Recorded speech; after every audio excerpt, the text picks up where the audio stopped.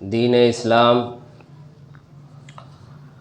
امت مسلمہ کو ایک جسم کے مانند بناتا ہے اور یہ سبق دیتا ہے کہ ایک کا فائدہ سب کا فائدہ ہے اور ایک کا نقصان سب کا نقصان ہے۔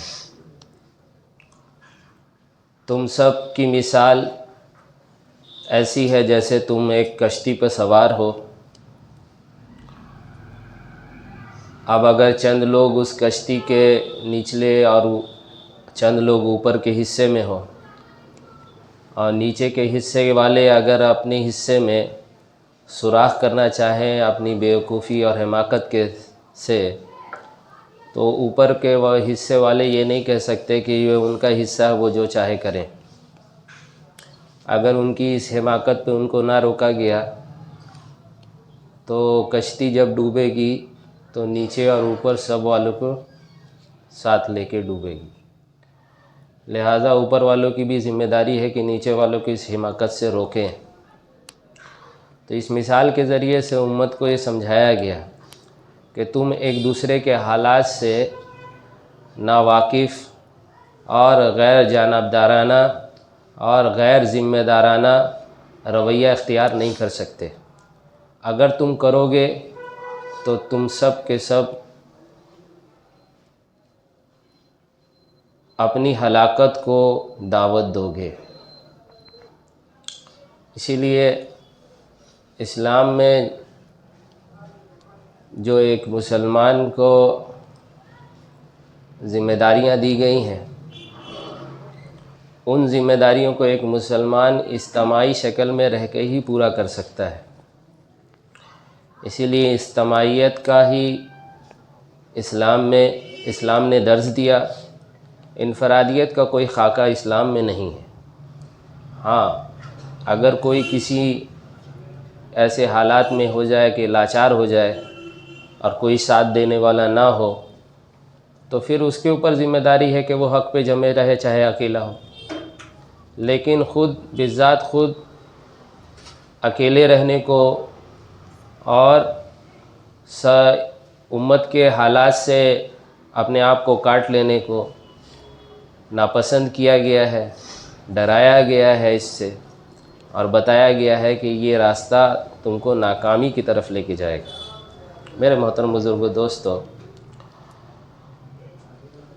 لہٰذا سورہ حشر کی 9 نمبر آیت میں اللہ تبارک تعالیٰ فرماتے ہیں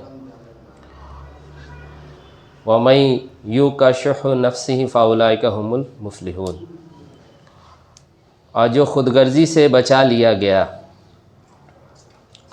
تو وہ در حقیقت فلاح پانے والا ہو گیا۔ جو خود غرضی سے بچا لیا گیا، اس میں آپ غور کریں تو بچا لیا گیا ہے، یہ نہیں کہا گیا کہ جو بچ گیا۔ یعنی اس سے اللہ تعالیٰ اسی کو نجات دیں گے جس کو اللہ تعالیٰ پسند کریں گے، اللہ ہی بچائیں گے اس سے۔ ہماری ذمہ داری ہے کہ ہم اس کی کوشش کریں، نشاندہی کریں، اور اس کے برعکس جو صفت ہم سے چاہی جا رہی ہے اس کو اپنے اندر پیدا کرنے کی کوشش کریں۔ خود غرضی کا مادہ ہر انسان بلکہ ہر جاندار اپنے اندر رکھتا ہے۔ ہر ایک اپنے سروائیول، اپنے نفع اور نقصان کے چاہت کے اعتبار سے ہر جاندار کے اندر خود غرضی رکھی گئی ہے، اور انسان کے اندر کچھ زیادہ ہی ہے۔ لہذا اپنی اس جو ہے خود غرضی کو انسان بدلنے کی کوشش کرے، اور اللہ تبارک تعالیٰ فرما رہے ہیں کہ ہم اس کو بچا لیں گے جس کو ہم کامیاب کرنا چاہیں گے۔ تو ہم سب کو اس کی کوشش بھی کرنی ہے اور اللہ سے مانگنا ہے کہ اللہ ہم کو اس کوشش میں کامیابی عطا فرما، کیونکہ جو خود غرضی کے ساتھ جس کی طبیعتیں مائل ہوں گی خود غرضی کی طرف، جس کے دلوں میں جو ہے اپنا نفع اور اپنا نقصان، اپنی چاہت اپنا آرام اسی کی چاہت ہوگی تو پھر ایسا انسان اللہ کی طرف سے دی ہوئی ذمہ داریوں پہ کھڑا نہیں ہو سکتا۔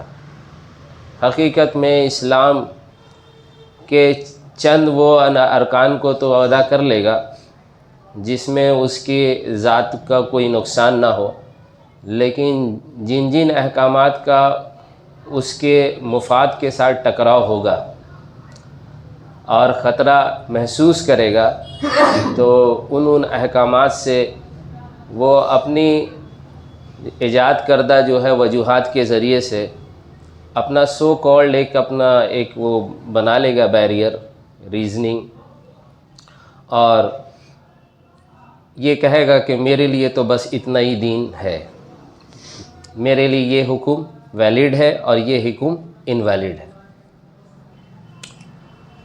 میرے محترم بزرگوں، دوستو، اور پھر اپنی نسلوں کو بھی یہی سکھائے گا، اسی پہ فخر بھی کرے گا، اسی کی دعوت بھی دے گا، اور پھر اس طریقے سے نسل در نسل خرابیوں میں مبتلا ہو جائیں گی، اور امت جو ہے اپنی ذمہ داریوں سے پیچھے ہٹتے اس حال میں ہو جائے گی کہ امت کو پہچانا بھی نہیں جا سکے گا۔ آج ہمارا یہی حال ہے، اور اس کا ایک اہم وجہ یہ ہے کہ اللہ تبارک تعالیٰ نے ہم سب کو دنیا میں محمد صلی اللہ علیہ وسلم کا خلیفہ بنایا تھا، اور پہلے انبیاء جو دنیا میں آئے ہیں، سب سے پہلے انبیاء نبی حضرت آدم علیہ السلام بھی دنیا میں اللہ کا خلیفہ بن کے آئے۔ اب اس خلافت کی ذمہ داری یہی ہے کہ انسان کی فلاح اور بہبود کی ذمہ داری تمہارے کندھوں پہ ہے،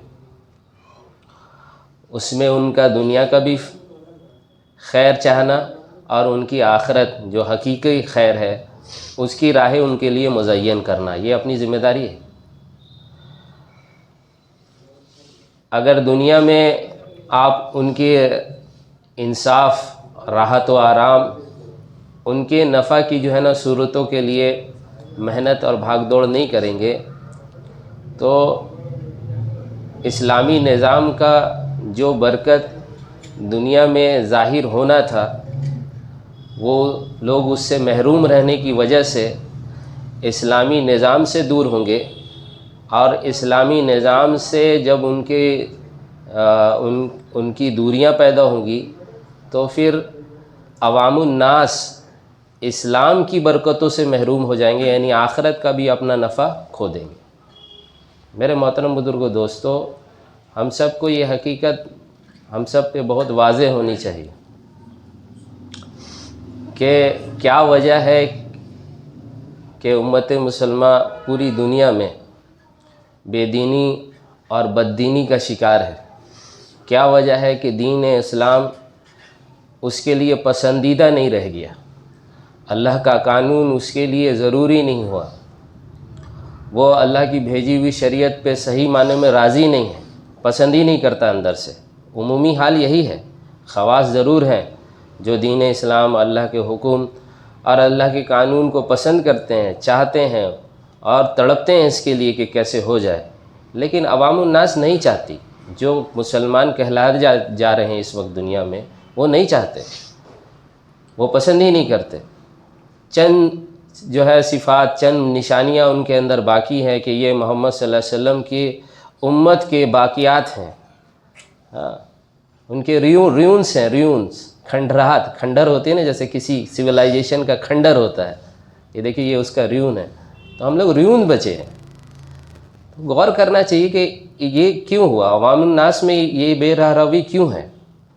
وجہ یہ ہے کہ محمد صلی اللہ علیہ وسلم کی زندگی کا آپ اٹھا کے دیکھیں، سیرت کا موازنہ کریں تو آپ کو پتہ چلے گا کہ پیارے نبی صلی اللہ علیہ وسلم نے ہر ایک کو، یعنی ہر کمزور سے کمزور اور طاقتور سے طاقتور، ہر امیر اور غریب، ہر شہری اور دیہاتی، ہر جاہل اور عالم، ہر طاقتور اور کمزور کو دین اسلام کی طرف متوجہ کرنے کے لیے ان کو پہلے دنیا کے خیر کی طرف راغب کیا ہے کہ دین اسلام پہ تم آؤ گے تو یہ تمہارے لیے خیریں ہیں، دنیا میں نقد، اور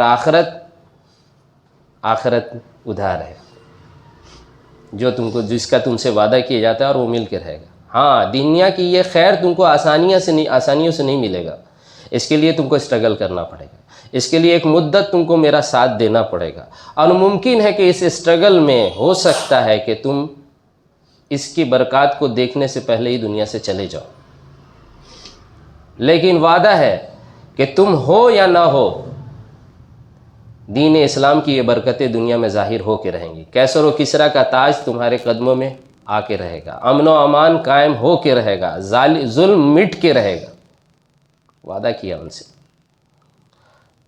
آج تم فقر و فاقہ کے حال میں ہو، کل تمہارا یہ حال ہوگا کہ زکوٰۃ دینے کے لیے، زکوٰۃ قبول کرنے کے لیے تمہارے پاس جو لوگ نہیں بچیں گے۔ آج تمہارے پاس پہننے کے لیے نہیں ہے، کل ناک پوچھنے کے لیے تم دنیا کا سب سے قیمتی کپڑا استعمال کرو گے۔ یہ اس لیے لالچ دینے کے لیے تو نہیں ہے، لیکن یہ ایک پرائم جو ہے سائیکولوجی ہے، انسان کی فطری ضرورت ہے، اس کو ایڈریس کرنے کے لیے۔ عوام الناس کے لیے جب تک ان کی دنیا کے جو ہے نا مسائل کو آپ اسلام میں اس کا حل نہیں بتائیں گے، عوام الناس اسلام کی طرف آنے والی نہیں۔ خواص آئیں گے، خواص تو آگ پہ چل کے چلے آئیں گے، جن کی فطرت میں جو ہے نا اللہ تعالیٰ نے سلیم رکھی ہے اور شرافت رکھی ہے، تو ایسے لوگ کم ہوتے ہیں۔ لیڈرز کتنے ہوتے ہیں جو اکراس دا چینل چلنے کی جو ہے نا ہمت رکھتے ہیں، اور جو کچھ سامنے نہیں ہے اس کو اپنے ویژن سے دیکھ لیتے ہیں، ایسے لوگ تھوڑے ہوتے ہیں۔ عوام الناس تو وہ سیدھا، وہ تو پیرلل ایکویشن پہ چلتے ہیں، لینئر ایکویشن ان کا ہوتا ہے، سامنے دکھنا چاہیے۔ ایٹ لیسٹ کل جو ہے نا آپ جو جس لیول سے ہم سوچ رہے ہیں اس لیول پہ سے آپ ہم سے بات کریں۔ میرے محترم بزرگوں، دوستو، اس کے لیے پیارے نبی صلی اللہ علیہ وسلم نے صحابہ کرام رضوان اللہ اجمعین کی ذہن سازی کی کہ تم انسانیت کے لیے جو ہے نا تم کو پہلے جہد کرنا پڑے گا، اور تم کو قربانیاں دینی پڑیں گی، اور اس قربانی کے نتیجے میں دنیا میں امن و امان قائم ہوگا، جنت تمہاری واجب ہو جائے گی، اور اس اسلام کا نظام جب واقع ہوگا تو تمہاری نسلیں بھی دنیا میں جو ہے نا چین کی سانس لیں گی، اور ان کے بھی آخرت جو ہے محفوظ ہو جائے گی۔ اور اگر تم نے یہ نہ کیا تو یہ فساد جس میں تم ابھی ملوث ہو کہ ظالم ظلم کا بازار گرم رکھا ہوا ہے، وہ جیسا چاہتا ہے قانون بناتا ہے اور تم کو کٹ پتلی کے جیسا استعمال کرتا ہے۔ انسانوں کے خون، اس کی عزت پامال کر دی گئی ہے، حلال کر دی گئی ہے۔ انسان حیران پریشان، نفس نفسی کا حالت ہے، تو یہ حالت اور بد سے بدتر ہوگا، اور اس میں تم میرا ساتھ نہیں دینے کی وجہ سے اپنی آخرت میں بھی جو ہے نا اس سے برا حال دیکھو گے، اور تمہاری نسلیں بھی اسی غلامی میں ملوث ہو کے تم سے برے حال میں دنیا میں جئیں گی، اور دین سے محروم ہو جائیں گی اس ظلم کے نیچے دبے ہونے کی وجہ سے۔ وہ تمہارے جیسے آخرت میں وہ بھی ناکام ہوگی۔ میرے بہت محترم بزرگوں، دوستو، پیارے نبی صلی اللہ علیہ وسلم نے صحابہ کو پہلے دن سے اس کے لیے تیار کیا، اور صحابہ کرام رضوان اللہ اجمعین اپنی اس جو ہے قربانی کے لیے، ان جو ہے مقاصد کے لیے تیار ہو گئے۔ میرے محترم بزرگوں، دوستو، لہٰذا ایک خود غرض انسان، ایک شارٹ سائٹ انسان، جس کو اپنے ذات سے آگے کچھ دکھتا نہیں ہے، اپنا مفاد سے آگے وہ کچھ سمجھ نہیں سکتا ہے، اپنی چاہت، اپنا مزہ، اپنا عیش، اپنی لذت، اسی کا غلام بنا ہوا ہے، وہ انسان کبھی بھی دین اسلام پہ کھڑا نہیں ہو سکتا، وہ دین اسلام کی ذمہ داریوں کو پورا نہیں کر سکتا، ناممکن ہے۔ اسی لیے پیارے اللہ تبارک تعالیٰ فرما رہے، اور جو خود غرضی سے بچا لیا گیا، بس ایسے ہی لوگ فلاح پانے والے ہیں، کامیاب ہونے والے ہیں۔ اس خود غرضی کو نکالنا پڑے گا۔ آپ دیکھیں، انسان کا بچہ ہوتا ہے اب اس کو بھوک لگے گی، رات لگے دن لگے، وہ نہیں دیکھے گی ماں سو رہی ہے، ابا تھکے ہوئے ہیں، یا ماں کو ابھی بخار ہے، یا گھر میں اس قسم کے حالات ہیں، وہ کچھ نہیں دیکھے گا، اس کو بھوک لگے گی، وہ چیخنے لگے گی ہم کو چاہیے۔ اب اس میں ایک تو ہے کہ اس کے سمجھ کا بھی فیر ہے کہ ابھی اس کا اتنا برین ڈیولپ ہی نہیں ہوا کہ یہ ساری چیزیں سمجھے، لیکن آپ دیکھیے کہ اس کے اندر کون سی سمجھ ڈال دی گئی ہے جو اس کے بائی برتھ اس کے ساتھ انٹیکٹ ہے۔ اس کو بھوک لگے گی تو وہ روئے گا، اپنی ضرورت، یہ سیلفشنس سب سے پہلا چیز جو برین ڈیولپ کر کے جس کو اللہ تعالیٰ ماں کے پیٹ سے اس کو نکالتے ہیں، دنیا میں آتا ہی یہ چیز ڈیولپ ہو چکا ہوتا اس کے اندر، میری ضرورت، اور اسی ضرورت کی وجہ سے وہ سب سے زیادہ اپنے ماں باپ سے اٹیچ ہوتا ہے، کیونکہ وہ جو آنکھ کھلتا ہے دھیرے دھیرے اس کا برین ڈیولپ ہوتا ہے تو اس کو وہ دکھتا ہے کہ میری ساری جو ضرورت ہے وہ یہ دو بندے ہیں یہ پورا کر رہے ہیں، یہ کھڑے ہیں، اسی لیے اسی کے ساتھ کنیکٹڈ ہوتا ہے، اسی لیے اماں اور ابا سب سے پہلے بولتا ہے بچہ عام طور پہ۔ میرے محترم بزرگوں دوستو، بس باقی دوسرے جاندار میں بھی دیکھ لیں گے تو یہ چیزیں ہیں اس کے اندر بھی، لیکن انسان کو یہ ذمہ داری دی گئی ہے کہ آپ دین اسلام کی تعلیمات کی روشنی میں انسان کی اس فطرت کی ترمیم کریں، اصلاح کریں۔ اگر یہ اصلاح نہیں ہوگی تو ایک مسلمان کبھی بھی حقیقی مسلمان نہیں بن سکے، وہ ذمہ داریوں کو لے کے کھڑا نہیں ہو سکتا، وہ سن سکتا ہے ذمہ داریوں کو، بس تعریف کر سکتا ہے، اس سے آگے کچھ نہیں کر پائے گا۔ لہٰذا میرے محترم بزرگوں دوستو، ہم سب کو سمجھنا پڑے گا یہ بات کہ خود غرضی وہ مرض ہے جو اگر مسلمانوں میں سرایت کر گئی اور پھر اس پہ مسلمان راضی ہو گیا تو کبھی بھی دین اسلام کی برکتیں دنیا میں ظاہر نہیں ہو سکتی۔ لہذا دین اسلام کی برکتوں کے لیے اصلاح کی صورت کی جو سب سے بنیادی چیز ہے جو کڑی ہے وہ یہی ہے کہ ہر ایک کے دل سے اس کی خود غرضی کا مادہ اس سے نکالنا پڑے، اس کو بتانا پڑے کہ ہم ایک عظیم مقصد کے لیے دنیا میں آئے ہیں، اور اس مقصد میں سب سے بڑا میرا امتحان یہی ہو رہا ہے کہ اللہ تبارک تعالی ہم کو حکم دے کے میری چاہتوں سے ٹکرانا چاہتے ہیں، ہم کو حکم دے کے اللہ تبارک تعالی میرے خواہشات کا امتحان لینا چاہتے ہیں، ہم کو میرے نفع اور نقصان کی صورتوں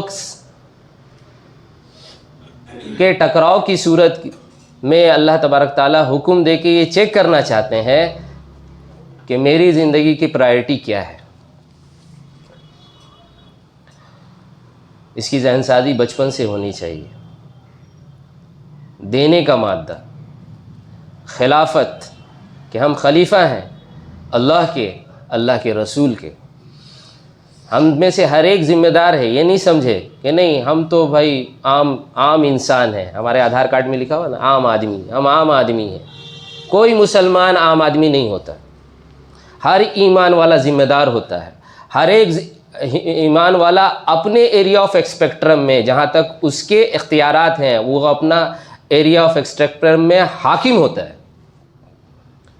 ایمان کے حاصل کرنے کے بعد، یعنی اسلام کے دائرے میں آنے کے بعد، کوئی بھی انسان پھر عام انسان نہیں رہ جاتا، ہر ایک بادشاہ ہوتا ہے، اور اس کو ملے ہوئے اختیارات میں اس کو آزمایا جاتا ہے، اور انہی اختیارات کا کل قیامت میں اس سے سوال کیا جاتا ہے۔ تو ذہن سے یہ بات نکال دینا ہے کہ بچوں کو بولتے ہیں نا، دو بچے لڑ گئے، صلح کراتے وقت کیا بولتے ہیں؟ اچھا تم مان جاؤ، تم تو بڑے ہو نا۔ اب چھوٹے کو کیا میسج جا رہا ہے؟ چھوٹے کو میسج یہ جا رہا ہے کہ ہاں ہم کو تو ہم غلط بھی کریں گے تو کچھ نہیں، اور ایک ہی کھلونا تھا، دو بچے لڑ رہے تھے، تو بڑے کو سمجھایا جاتا دے دو نا، وہ تو چھوٹا ہے، تم تو بڑے ہو نا۔ تو چھوٹا کیا سیکھ رہا ہے کہ لینا میرا حق ہے۔ اب یہ بڑا بھی جو سنا نا، جب اس کا کسی بڑے سے کنفلکٹ ہوگا تو یہ بھی وہاں پہ یہی والا سائیکولوجی لے کے چلے گا کہ لینا میرا حق ہے، میرا حق دو. نہیں، مسلمان کو تو یہ بتانا ہے کہ دو مسلمان بچہ اگر کسی کنفلکٹ میں آ گیا ایک کھلونوں کے لے کے، تو اس کو یہ نہیں کہنا کہ یہ اس کو دے دو، یہ اس کو دے دو، تم چھوٹے ہو تم بڑے ہو، بلکہ اس کو کہنا ہے کہ دیکھو اللہ تبارک تعالیٰ دینے والے کو پسند کرتا ہے. تو اب تم بتاؤ کہ دینے والا کون بننا چاہتا ہے؟ مسلمان تو وہ ہوتا ہے، حقیقی مسلمان اللہ کی نظر میں وہ ہے، اللہ تو اس سے خوش ہوگا جو دیتا ہے. بچے کو اس پہ راضی کرو کہ دینا تمہاری ذمہ داری ہے. اب دینے میں جو پہل کرے گا وہ اللہ کی نظر میں زیادہ مقرب ہے. اس سائیکولوجی پہ ان کی ٹریننگ کرنی پڑے گی کہ اس کا بچپن سے دینے والا مزاج بنے. لے کے وہ خوش نہ ہو، لے کے تو اس کے اندر انفیریٹی آنی چاہیے کہ یہ ہم سے آگے نکل گیا، ہم پیچھے رہ گئے. یہ سلیکنس اس کے اندر آنی چاہیے کہ ہم کیوں نہیں دے سکے، ہم کیوں نہیں اپنے جذبات پہ قابو رکھ سکے، ہم کیوں جو ہے اپنے خواہشات پہ بہہ گئے. یہ کمی کا احساس اس کے اندر ہونا چاہیے. لیتے وقت خوشی نہیں ہونی چاہیے، دینے میں خوشی ہونی چاہیے. میرے محترم بزرگوں، دوستو، لہذا اس آیت کے پس منظر میں بھی جو واقعہ ہے، واقعہ یہی ہے کہ جب مہاجرین مکہ سے ہجرت کر کے مدینہ آئے تو مدینہ کے انصار صحابہ کرام رضوان اللہ اجمعین، سلام ہے ان کو، ان کے جذبہ ایثار کو مثال قائم کیا انہوں نے انسانیت کے سامنے. اللہ اکبر. انہوں نے پیارے نبی صلی اللہ علیہ وسلم کے سامنے صاف صاف لفظوں میں کہہ دیا یہ ہماری زمینیں ہیں، یہ ہمارے جو ہے ذریعہ معاش ہے، یہ میرا گھر ہے. یہاں تک روایتوں میں ملتا ہے کہ اگر کسی کے پاس ایک سے زیادہ بیویاں تھیں تو انہوں نے اس کو بھی آفر کیا کہ آپ جیسا چاہے اس میں تصرف کریں. بیویوں کے معاملے میں فرمایا کہ میرے پاس 2 بیوی ہے، آپ جس کو کہیں گے ہم طلاق دے دیں گے، اس سے آپ جس مہاجر بھائی کا چاہے نکاح کرا دیں. اس لیول تک چلے گئے. باغات تقسیم کیے. تو پیارے نبی صلی اللہ علیہ وسلم نے فرمایا کہ مکہ والوں کو باغ دو گے تو کیا ہوگا؟ وہ کبھی زندگی میں کھیتی نہیں کیے ہیں، وہ نہیں جانتے ہیں زراعت کیا ہوتا، وہ سب بزنس مین ہیں. اب بزنس کے یہاں پہ اپرچونیٹی کم ہے، تو اچھا یہ ہوگا کہ باغ، اپنے باغ کے اس حصے میں جو میرے مہاجر بھائی کو تم دینا چاہتے ہو اس پہ بھی کام تم ہی کرو، سال بھر محنت تم کرو، جو پیداوار ہو نا وہ اپنے بھائی کے ساتھ شیئر کر لو. ہائے ہائے ہائے ہائے ہائے، خوشی سے قبول کیا. یہ نہیں کہ یہ تو اور میرے پر بوجھ لاد دیا گیا، بلکہ پیداوار کے تقسیم کے وقت اپنے بھائی کو بلا کے وہ جب لاتے تھے کہ آؤ اپنا حصہ لے لو، تو اس میں بھی اس کی کوشش کرتے تھے کہ اپنے پیداوار کے ڈھیر میں 2 ڈھیر لگاتے تھے.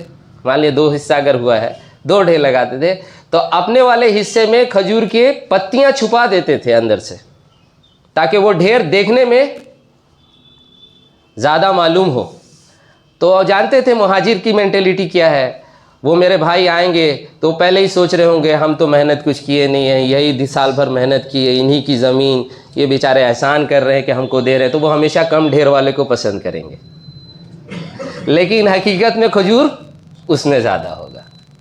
تو وہ دینے کے لیے ٹرکس یوز کرتے تھے، کیسے میرا زیادہ وہ قبول کر لے، کیسے میرا زیادہ قبول کر لے. میرے محترم بزرگوں، دوستو، بنو نذیر کا جب واقعہ ہوا، ان کو شہر بدر کیا گیا، ان کے مالیات کو صحابہ کرام میں تقسیم کرنے کی جب باری آئی تو پیارے نبی صلی اللہ علیہ وسلم نے مہاجرین کی جو ہے انتظام کے لیے کہا کہ وہ زمین بھی چھوڑ کے گئے، ان کے باغات تھے، یہودیوں کے باغات تھے.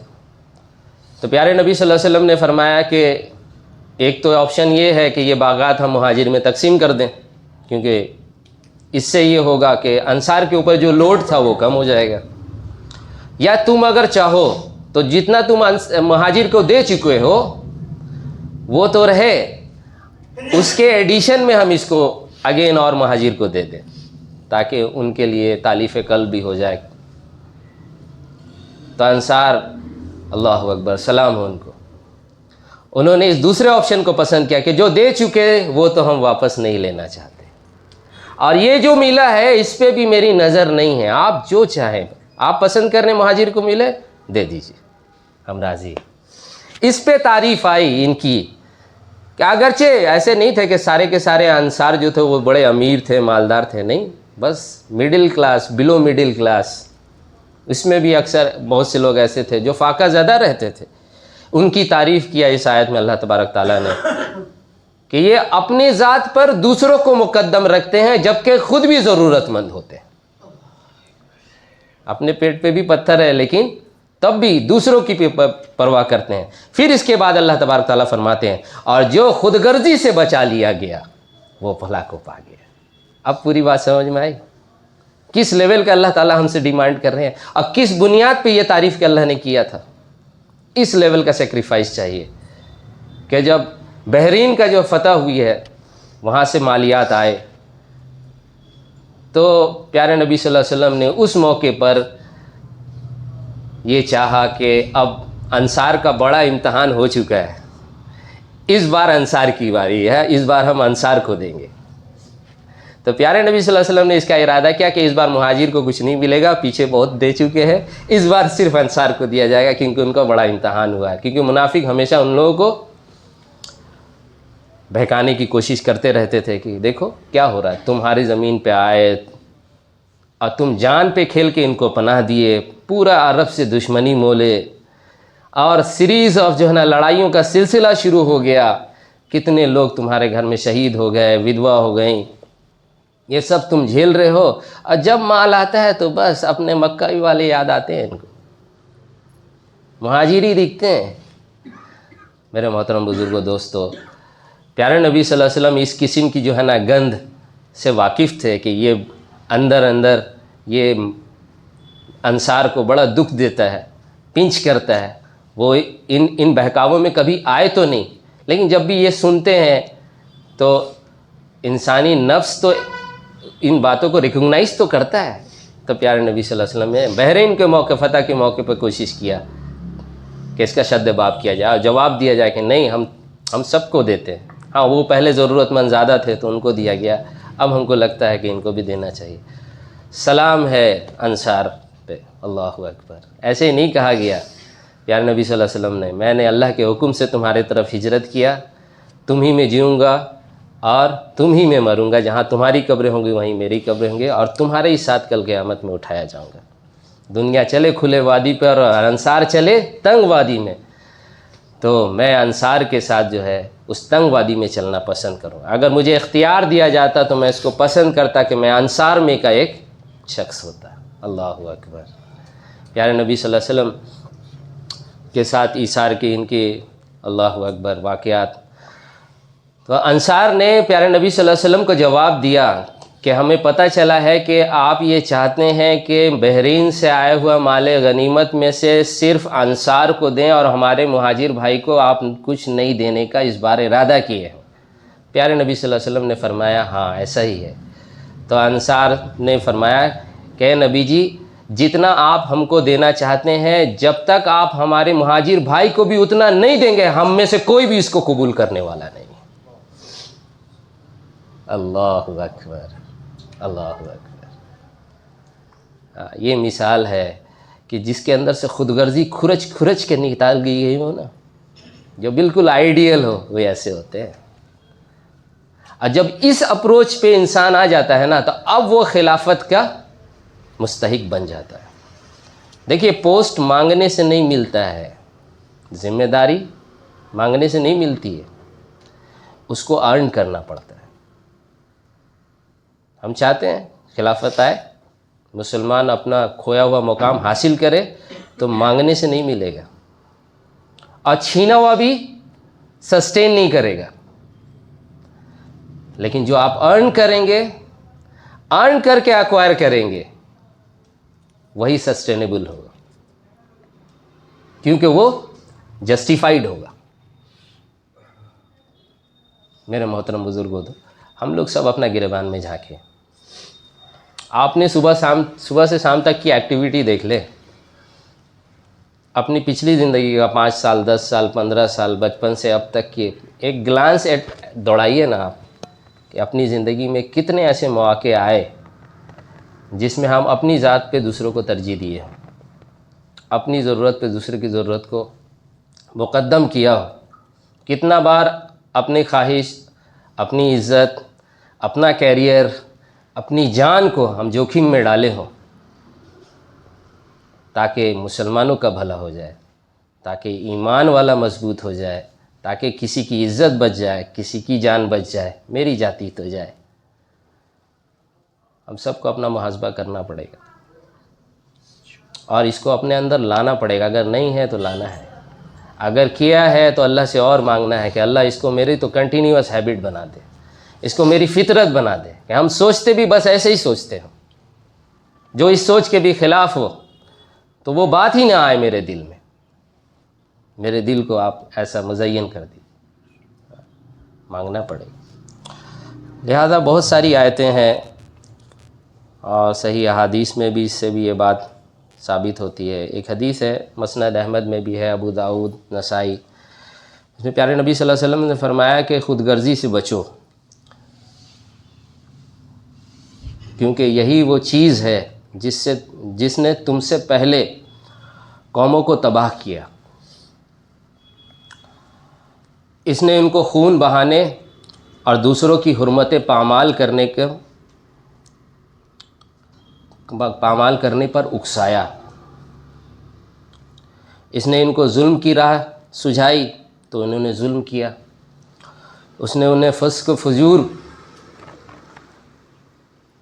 کا ارتکاب کو کہا تو انہوں نے فسق اور فجور کا ارتکاب کیا،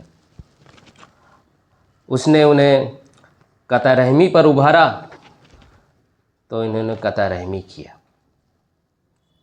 ابھی ساری سوسائٹی کی جو بیماریاں ہیں، چاہے وہ لڑائی ہو آپس کی، چاہے وہ حقوق پامال ہو، چاہے خون ریزی ہو، ظلم ہو، رشتے ناطے ٹوٹتے ہوں، یا بدخلقی اور گناہ جو عام ہو جانے کی جو صورت ہے، پیارے نبی صلی اللہ علیہ وسلم فرما رہے ہیں یہ سب کا بیج خود غرضی ہے،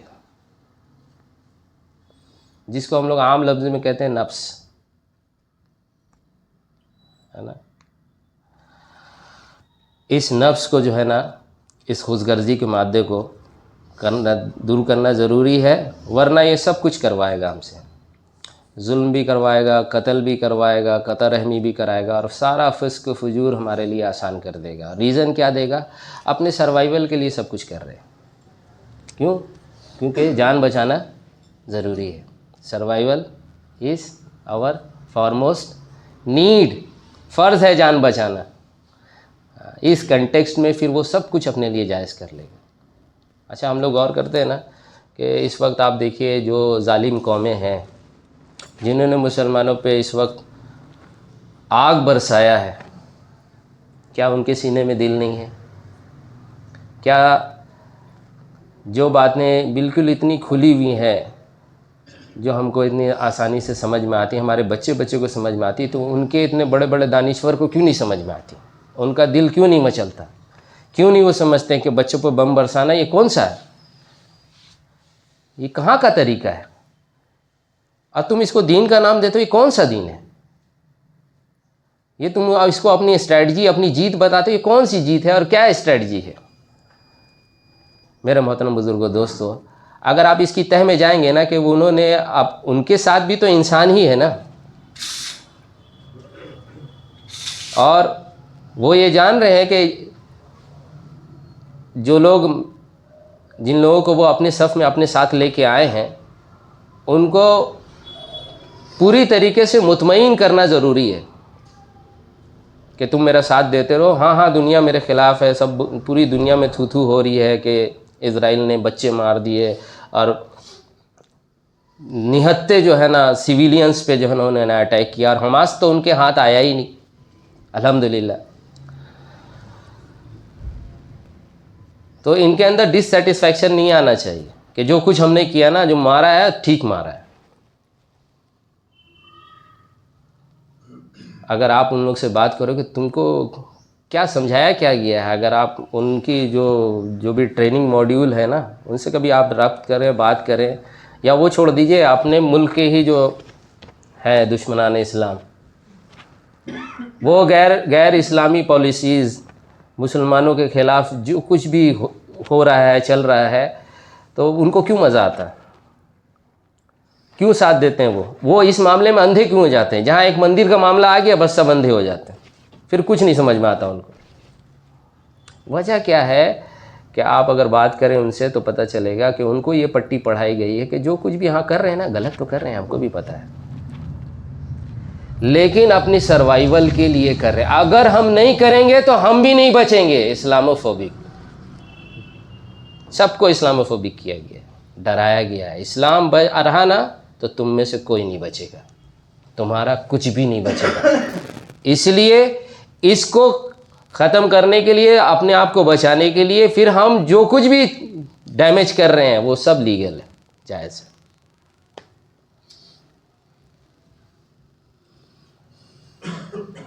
تو اپنا سروائیول بیج کیا بنا اس کا بھی؟ خود غرضی، وہی بیج ہے، اسی بیج کو ہی ابھارا جاتا ہے۔ اور اسلام یہ کہتا ہے کہ یہ تمہارے اندر ڈالا ضرور گیا ہے امتحان کے طور پر، اس کو سپریس کرو، دباؤ، اس کو اوپر نہ آنے دو۔ ہمارے محترم بزرگوں، دوستو، اس وقت پوری دنیا پورے بڑے حیران کن جو ہے انداز میں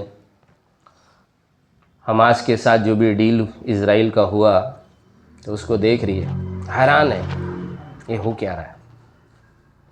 سیریا میں بھی جو کچھ ہوا، ہاں اوور آل لیڈرشپ لیول پہ تو وہ سب ہم لوگ پہلے بھی بات کر چکے ہیں کہ وہ اس کو جیت نہیں کہا جائے گا، لیکن سیرین عوام کے لیے ڈیفینیٹلی وہ ایک راحت ہے، جیت ہے، اور ایک اسٹیپ ہے پروگریس کی طرف، towards the correct form of Islam, ایک قدم اور آگے بڑھیں۔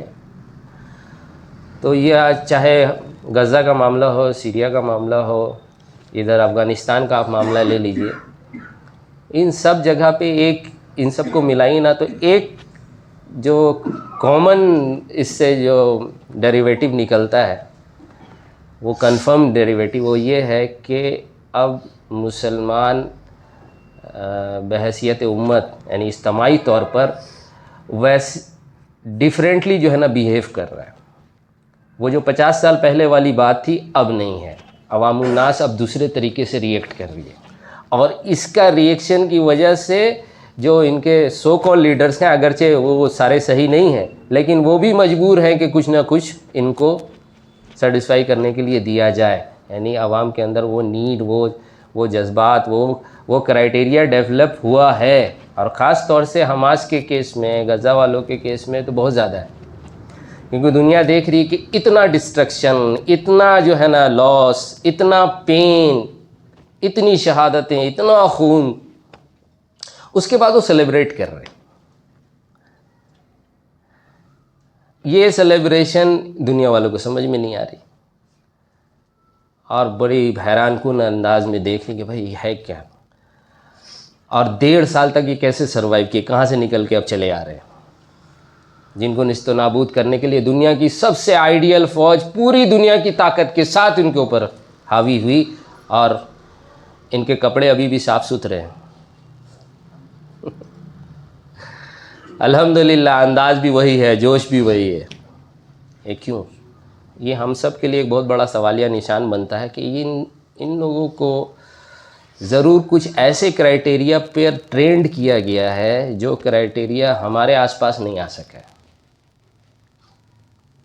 جس کا ایکسپوجر ہم کو نہیں دیا گیا ہے، جس بنیاد پر ہم کو ٹریننگ نہیں دی گئی ہے، اسی لیے جس طرح سے وہ ریئیکٹ کر رہے ہیں ہم نہیں ریئیکٹ کر پاتے ہیں، ہم حیران ہیں یہ کیسے ہو رہا ہے۔ یہ حیرانی نہیں ہوتی اگر وہ کرائیٹیریا میرے پاس بھی ہوتا، وہ ٹریننگ میرے پاس بھی ہوتی، ہم بھی ویسے سوچ رہے ہوتے۔ وہ کرائیٹیریا کیا ہے پتہ ہے؟ سب سے بنیادی کرائیٹیریا یہی ہے کہ ان کے بچے کے اندر انفرادیت کو نکال کر اجتماعیت ڈالا گیا، اس لیے باہر بم برس رہا ہے اور ہاسپٹل کے اندر ڈاکٹر اپنا علاج کر رہا ہے، چھوڑ کے بھاگتا نہیں۔ ہر ایک کو جو ذمہ داری دی گئی ہے، کسی کو پانی پلانے کی دی گئی ہے، وہ اپنا لگا ہوا ہے، مرتے مر جائیں گے لیکن پانی پلاتے رہیں گے۔ کسی کو لاشیں اٹھانے کی ذمہ داری دی گئی ہے، اب ہم مرتے رہیں گے تب بھی اٹھاتے رہیں گے۔ یہ اتنا ڈیڈیکیشن، اصل وہ بنیاد وہ بچپن سے ڈالا گیا ان کے اندر، ان کو اسی کرائیٹیریا پہ ٹرین کیا گیا، اسی کی جو ہے نا ان کے اندر، ان کے یہاں مہم چلی ان کے درس و تدریس، ان کی مجالس، ان کے اجتماعات، ان کے جمعہ کا بیان، ان کے گھر کے جو ہے نا جو ٹریننگ ماڈیول تھا، گھر میں جو مائیں سکھا رہی ہیں بچوں کو، اس میں سب سے بنیادی چیز یہ تھا کہ خود غرض نہ بننا، ہمدرد بنو، انسانیت کا ہمدرد۔ درد دوسرے کا درد میرا درد ہے، دوسرے کا غم میرا غم ہے، دوسرے کا فائدہ میرا فائدہ ہے، دوسرے کا نقصان میرا نقصان ہے۔ بس سب ہم الگ الگ جسم ہیں، ہم ایک جان ہیں۔ یہ سکھایا گیا ہے، اور یہ سکھانے کے لیے قرآن کا استعمال کیا گیا۔ الحمدللہ آپ قرآن پڑھیں، قرآن کا یہ کامن جو ہے نا یہ آپ پڑھتے چلے جائیں، آپ پائیں گے کہ قرآن میں ہر جگہ یہ انداز بیان موجود ہے۔ جس کا بھی تعلق قرآن سے صحیح معنوں میں جڑے گا، خود بخود اس کے اندر یہ سوچ ڈیولپ ہوتی چلی جائے گی۔ تھرو قرآن ان کے اندر سے یہ مادہ نکالا گیا اور اس کو ریپلیس کیا گیا اس سے کہ ہمدرد بننا سیکھو، سوسائٹی کو ڈیلیور کرنا سیکھو۔ ہم دینے کے لیے آئے ہیں، لینے کے لیے نہیں آئے۔ یہی میری سب سے بڑی ذمہ داری ہے۔ اب اس کے بعد اگر تم نماز پڑھتے ہو، ہاں حماس نے اپنے ریکروٹمنٹ کے لیے جو پالیسیز بنائی نا، اس میں نماز جو پڑھ رہا ہے، جو سنتوں کا اہتمام کرتا ہے، جو حافظ قرآن ہے، جو تہجد گزار ہے، ڈیفینیٹلی وہ فرسٹ رو میں ہوں گے۔ لیکن انٹری کا کرائٹیریا کیا ہے؟ پتہ ہے کیا ہے؟ صرف ایک کرائٹیریا ہے۔ اگر تم میرے دشمن کو اپنا دشمن مانتے ہو، میرے دوست کو اپنا دوست مانتے ہو، اللہ کا قانون کو اللہ کا قانون مانتے ہو، اور اللہ کے قانون کے خلاف جتنے بھی باطل قانون ہو اس کو ریجیکٹ کرتے ہو، بس تم میرے ساتھ ہو۔ بس اتنا ہی۔ آج صبح کی نماز پڑھے نہیں پڑھے، تمہارے چہرے پہ داڑھی ہے نہیں ہے، ہوگا تو اچھا ہے، اگلی صف میں آؤ گے، نہیں تب بھی تم میرے بھائی ہو، سب ساتھ ہیں، ہم ایک جماعت ہیں۔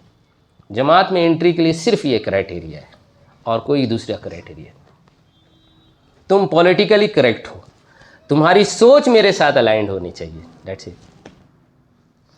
عمل کے اعتبار سے، عادت کے اعتبار سے تم کم و بیشی رہے گی، اور ہر ایک جیسا کبھی نہیں ہو سکے، کبھی نہیں ہو سکے۔ صحابہ کے صفوں میں نہیں ہوا، اس کی کتنی مثالیں پہلے ہم بتا چکے ہیں، وہ آج بھی نہیں ہو سکتا۔ میرے محترم بزرگوں، دوستو، ہم لوگوں کو سیکھنا چاہیے، دل بڑا کرنا چاہیے۔ تو ہم جس کو دین سمجھتے ہیں اور دینداری سمجھتے ہیں وہی دین ہے، نہیں۔ آپ کتاب و سنت دیکھیے تو پتہ چلے گا کہ پیارے نبی صلی اللہ علیہ وسلم نے اتنا مضبوط جتھا جو بنایا تھا، اس میں کچھ ضروری چیزیں ہیں وہ ڈیفینیٹلی ہونی چاہیے، اس میں کوئی کمپرومائز نہیں ہوگا، اور باقی چیزیں فلیکسیبل ہیں، جو جس مقام کا ہے اس کو اتنی اہمیت دیا جائے، اور اس بنیاد پہ عوام الناس کو اٹریکٹ کیا جائے، تیار کرایا جائے۔ تبھی ہر عام اور خاص اپنا کنٹریبیوشن اسلام میں دے سکے گا۔ ہر ایک کے لیے ایک جیسا کرائٹیریا رکھو گے، سب تہجد گزار بنو گے، تب میرے ساتھی ہو، تو پھر تو جی ہو گیا ہے نا، دیکھ رہے ہیں حال۔ نہیں، ایسا نہیں ہے۔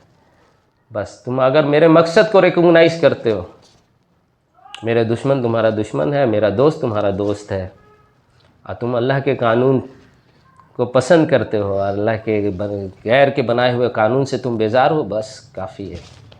آ جاؤ ساتھ میں محمد صلی اللہ علیہ وسلم کے طریقے پہ محنت کرتے ہیں۔ ہاں، یہ آواز لگانا میرے پیاروں۔ دینی جماعتیں اور تنظیمیں، تحریکیں اس وقت اکثر ناکام ہوئی ہیں، اکثر ناکام ہو گئی۔ وجہ کیا ہے؟ کہ انہوں نے اس بنیاد پہ لوگوں کو نہیں جوڑا، یہ اس سینس پہ نہیں جوڑا ہے، ان کو مذہب پہ جوڑا ہے۔ آؤ ایک جیسے نماز پڑھنے والے ایک جگہ ہو جاؤ، آؤ ایک جیسا ذکر کرنے والے ایک جگہ ہو جاؤ، آؤ ایک جیسا سنت کو پورا کرنے والے، وہ بھی جو کھان پان، سونا جاگنا، کھانا پینا، کپڑا پہننا، بس یہ والی سنت، وہ سب ایک جگہ ہو جاؤ۔ تو ایسی تنظیمیں تو فیلئر ہوں گی، کیونکہ بنیاد ہے ہی نہیں ان کے پاس۔ جو اس بنیاد پہ اکٹھا کرے نا کہ مقصد ایک ہے، میرا نفع ایک ہے، نقصان ایک ہے، تو اس کے اندر پھر ڈائیورسٹی رہے گی، سب ایک جیسے نہیں ہوں گے عمل کے میدان میں۔ آپ کو کیا کرنا پڑے گا؟ اس کی ڈائیورسٹی کو قبول کرنا پڑے گا، انجوائے کرنا پڑے گا۔ ضرور آپ دعوت دیں کہ آپ اپر لیول پہ آ جاؤ، آپ عمل کر کے اور آگے آ جاؤ، لیکن اس کے لیسٹ کو بھی خوشی سے قبول کرنا پڑے گا، اور اس کو بھی اپریشیٹ کرنا پڑے گا کہ ہاں الحمدللہ تم میرے ساتھی ہو، میرے بھائی ہو، اور انشاءاللہ تعالیٰ جیسے یہاں ساتھ ہیں جنت میں بھی ساتھ ہوں گے. اس کو یہ بشارت سناؤ. انفیریٹی نہیں آنی چاہیے اس کو، ورنہ وہ میرا صف چھوڑ کے پھر دشمن کی صف میں جائے گا کانشیسلی اور سب کانشیسلی. پھر وہ اللہ کے باطل نظام کا دوست بنے گا جا کے. پھر ہم کہیں گے مسلمان ایسے ہو گئے، مسلمان ایسے ہو گیا. یہ پھر آپ خود دیکھیں کہ ہم نے تو کبھی اس کو بلایا ہی نہیں اس اعتبار سے. میرے محترم بزرگوں، دوستوں، ہم سب کو ان سے عبرت لینا چاہیے، سیکھنا چاہیے. انہوں نے گیمز کھلوائے. حماس کا آپ دیکھیں محنت شروع کیا، کہاں کیا؟ فٹ بال ٹورنامنٹ کرواتے تھے، ہے نا. ٹورنامنٹ کے بعد جب پرائز سیریمنی ہوتا تھا نا، اس میں آتے تھے شیخ احمد یاسین رحم اللہ. وہ آ کے پھر بتاتے تھے کہ دیکھو یہاں کی ہار جیت اصل نہیں ہے. چلو جو جیتا ہم بتا رہے اس کو دیں گے گفٹ ہم، اور تم ہو پاورفل ہو، لیکن اصل ہار جیت آخرت کی ہونے والی ہے. اور جیسے اس فیلڈ میں تم تھے نا، گراؤنڈ میں 2 پارٹی تھے، اور وہ 2 پارٹی کس طریقے سے ایک دوسرے کے خلاف مد مقابل ہر معاملے میں مخالف تھا، ایسی دنیا میں بھی تمہاری 2 پارٹی ہے. تم چوز کر کے ایک پارٹی کی طرف ہو جاؤ. ایک اللہ کی پارٹی ہے، ایک شیطان کی پارٹی ہے. اللہ کی پارٹی میں آ جاؤ، اللہ کا کام کرو.